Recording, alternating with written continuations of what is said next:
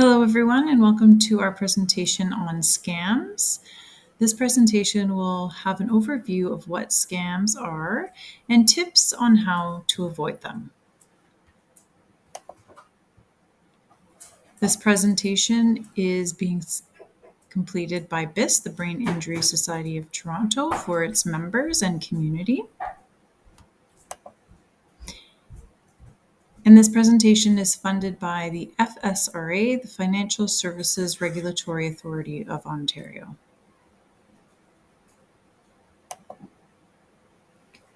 So we go into who is vulnerable. The Canadian have been known to lose about $1 million to fraud and scams, and this number is relatively low compared to the amount of people who have not actually reported being members of a scam, and so this number could be quite higher than it is presented right now.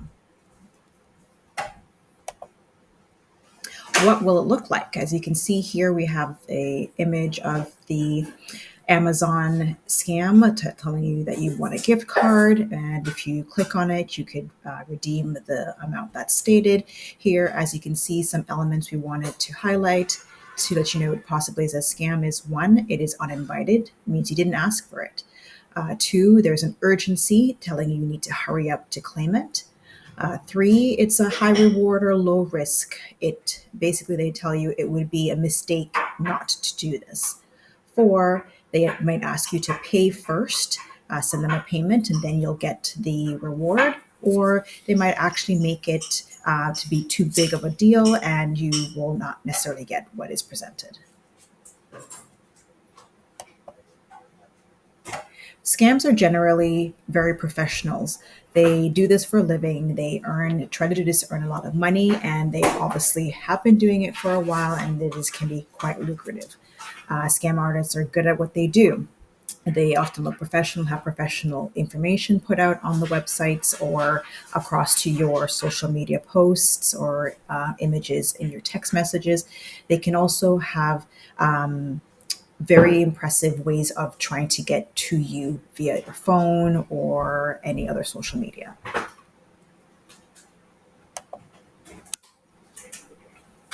What we'd like to highlight is how you can protect yourself against the scams. So there's a few things you can do and a few tips that we'd like to highlight now and go back to over the course of the presentation so that we really hit home with the steps and have you know the information and practice it as you and think about it as you look at the different scams. So how do we protect ourselves? So the first step would be to take a look at the information. Okay, take the information and look into it for yourself. So if a ad pops up in your email or on your phone in a text message, instead of clicking on any links, think about it for a second and go, what is the information that they're giving me? And is this really the website or the person who's sending it? Number two, don't rush to make a decision. Don't rush to click on any information if it's on your computer. Don't rush to reply to the text scam. So, for example, if it is an email or a text coming in from the CRA, that's a common one that we see. Instead of clicking on the link, you can go, let me look into this and see what the CRA would send me. And you can go directly to the CRA website, Canada Revenue Agency website, and take a look and see what they would say themselves. Okay. Three, don't share any type of personal information over the phone or online through email. A lot of the scams are working on the idea that you'll be worried about something or that you'll miss out on an opportunity or be in trouble for a reason, and they do that to get you to give information. So you don't want to share any personal information. Banks, the government, federal government, and that won't ask for personal info in an unprotected manner. So through text and that, through an email response to an email, they'll always make sure there's safeguards in place, and they'll make sure that you have some types of security steps to go through to access it. Okay, so the 3 steps on how to protect yourself: take a look at the information, look into it yourself, do not rush to make a decision, and do not share personal information online or over the phone. So let's look at some common scams. We on the screen you'll see a variety of different ideas or names that scams can come up as, different ways that you might have been in introduced to what a scam could be. So we just wanted to make sure you know the CRA scam, the advanced schemes, the romance, the account updates, emergency, the door-to-door scams, which typically doesn't happen anymore, but they still exist. And the most important one you're probably very familiar with is the phishing scam.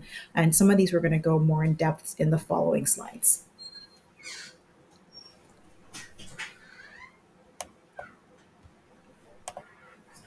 So one, and I touched upon this to kind of give an example, is a CRA scam. Now that's the Canadian Revenue Agency. And we highlight this one because this is a common one. We all have interactions as adults with CRA. We know that this type of interaction is one that has to be done yearly, usually multiple times throughout the year, depending on the types of services an individual would receive. And it often involves sensitive information. So the CRA scams, and we want to highlight this so that we can protect the members of the BIS community and those that are reviewing this. So CRA scams, you might get an email. Okay, it could be through a text message or a phone call if it is a scam from a person that, and usually it highlights aggressively telling you that you have to pay, you must pay, you owe money on your taxes. Okay, and the person will claim to be from the Canadian Revenue Agency, but that's not the case.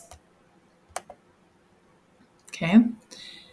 Now we have advanced fee scams, and these are generally a situation where you're sent an email or a text message about you needing to pay a fee for a certain product that you might have used in the past, or it's similar to what you know, and there you have to give the money up front before anything else can continue.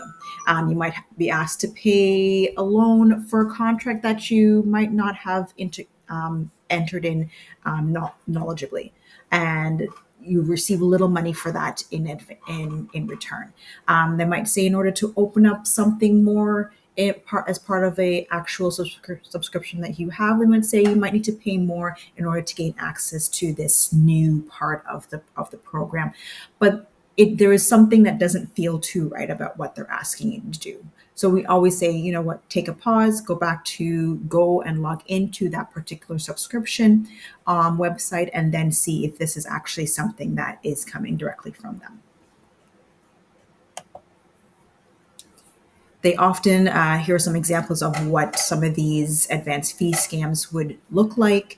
As I said before, they present that this is a great investment and opportunity, and it's basically found money. It's a great financial arrangement for you, but you just need to be able to give us this little bit of money and to get a bigger amount back in return. They might ask you to agree to pay this fee up front as a new introductory rate, but then once you pay it, and the subsequent payments will be increased without your knowledge. Victims are usually taken through this because they're made to feel like they can't get to this quote unquote lottery winnings without paying this money up front. So it's a great scheme, but it's something that we often will fall into because we are rushing to get to this found new investment. Another type of scam that we are becoming common, and folks are falling victim to are romance scams. So romance scam is where a person creates a fake online identity in an app where people are meeting others online. So there's many different apps for like dating sites and things like that. And what we've noticed is that even in this realm, folks are creating scammers are creating these online profiles that are fake to try to gain someone's trust and affection in hopefully a relationship. Human beings, a lot of humans want, we all want companionship, we all want friendship, we all want to have someone in our lives. And sometimes we do so and trust others. And oftentimes, these scams play on that trust and desire for folks to have affection. So these are some of the examples that have come up in these types of scams, these romance scams. Sometimes the conversations that are had really play on the heartstrings, tug on those emotional inputs and outputs, right? So, for example, the person might give a misleading statement like, "Do you remember me from college?" Or, "Oh, I've known you for a few years back. It's been a while." Things like that. And so then you may think, "Oh, do I know this person for college? I did know it." In this example on screen here, it says Chad. Well, I did know a Chad from college. Maybe this is that person. They're hoping that they picked a name that could potentially spark a memory, even though it's not the actual person you knew from college. Some other examples are, my husband. Some of them can be quite emotionally involved. So, my husband is not kind to me. I need your help. I need your help to leave him. That those are examples that come up. I wish I could visit you and come see you, but I can't afford to purchase a plane ticket or cover the travel expenses. So could you help me? Could you send me money to cover that? Right. So these are how it works. It's hoping to capture the person's emotional support in order for the scammer to get something monetarily, or usually in the form of money, or in the form of gift cards or some other item, right? Okay. Signs that this is occurring, signs that it's a romance scam. And we want to protect people. So we want to make people aware that this could be the case. Okay. Signs would be that they're from another city or country and that they don't meet you in person. It's very different if you meet someone online, you go, "Hey, like, do you want to catch up for a coffee, get to know each other in a public space?" A big one is that they note that they can't afford to travel to you and want assistance from you to cover the travel costs. That's a big red flag if someone's asking for money from you in order to be in a relationship with you. And a variation of this is, instead of it being for themselves to travel, that they're indicating such statements as, "There's an emergency in my family, someone is sick, I need your help to pay for something." And we want to make people aware that if someone is starting a relationship with you, they should not be asking you for money. So here's another type of scam, and we've chosen this one because it's one of the most recent titled one, and sounds pretty graphic, but it's pig butchering. And the main idea around this is that the fraudsters will gain your trust and they kind of build up the relationship. They put a lot of time and energy into it to then be able to, makes you not realize that you might be giving more of yourself, sometimes in the form of cash, of yourself towards this relationship, right? So they're kind of fattening you up in order for the slaughter at the later time. So they put a lot of time in connecting with you and getting to know you and really making you feel that this is something that could be real, in order to get a larger payout at the end of the day.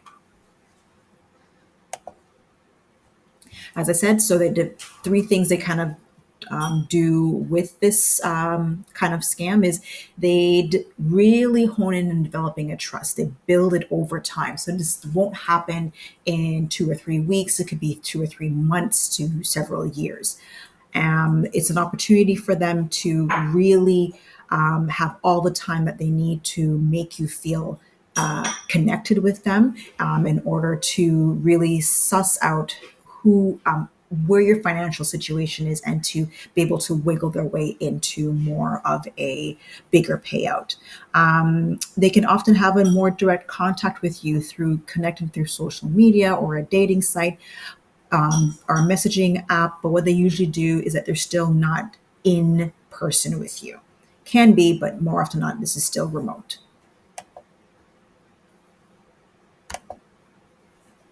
So, we've touched upon some of the tips, the 1, 2, 3 tips. We've touched upon types of scams that are out there.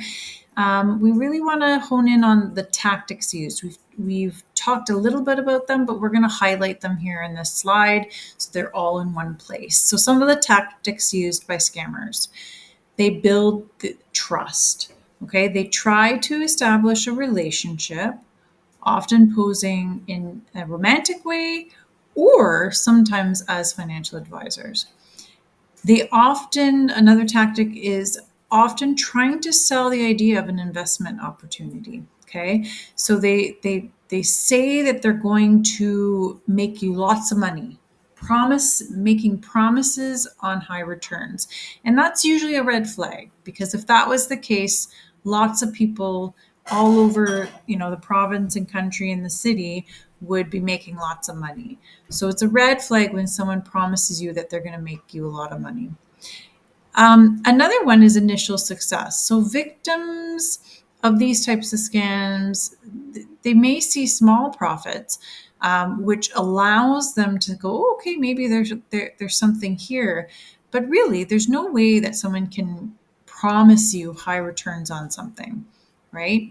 And they're often trying to play on the fact that a lot of people are strapped for cash and need a quick way to make money, and they're playing on that sense of need. Okay, the other tactic that's used is pressure, for more. So once they have maybe a small amount of trust, they will try and encourage bigger, more high risk investments. And these investments tend to be scams, right? Where once they have your banking information, once they have more input, they'll be able to take more. So we want to make sure people are aware of that. Usually, if someone's offering an investment with high returns, it's a red flag. You have to think about, if that was the case, so many other people would be making, bundles of money. So please be cautious of folks offering great, or to be able to make you tons of money. And, it's not someone that and they've walked into your life making these promises. It's usually a scam. Okay. So again, we've thrown the word red flags around. So that's, the idea that this is not true, that it is a scam.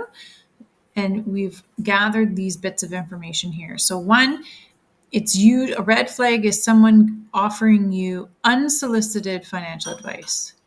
Someone new that you met online that's saying, ooh, I can make you money. That's usually a red flag. If you are seeking financial assistance, you are going to be the one looking for that. And you're going to, the idea is to do it through a reputable financial institution or a reputable company that is governed by a regulatory body. One regulatory body is the FSRA. the financial regulatory, the security, they they're a regulatory authority that supports, that looks over institutions and keeps things in check for Ontario. Okay. Another red flag is high pressure tactics. Well, if you have to do this, you have to do this today. You have to jump on this. If not, you're going to lose the opportunity.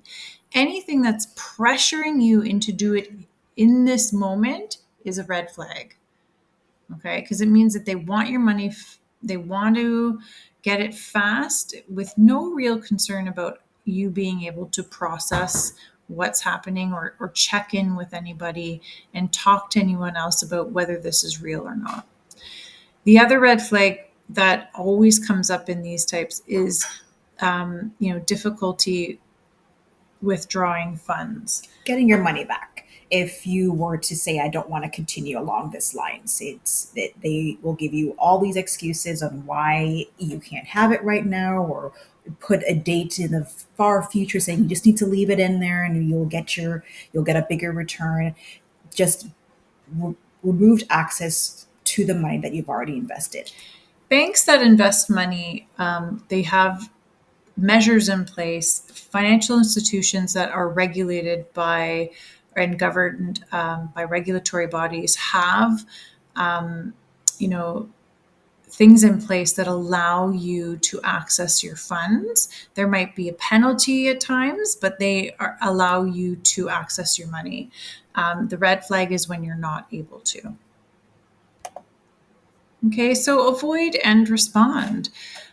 So we know, when we look at this, these are some further tips. There's research there. You have to do some research. Verify the investment platform. So if you see something come up on your screen through email or text, don't click on those links. Do a separate search and go, what is this? If it's a CRA, go get out of the email or the text message and go on and look up what the actual CRA website looks like, and look on the specific platform, that website, and see what they're saying. You'll often find that the two things don't match up or agree. Okay, consult a professional. Make sure it is a licensed financial advisor if it's about money. Make sure it's someone who is with a regulatory body before you make any type of large investments. That way you're protected. Never send money to someone you've just met or someone that you don't know anything about. We know we've established lines with family and friends, that we know, where they live, people in their lives. That if something went wrong with lending money, that you have a way to get it back. Never send money to someone that you don't know everything about.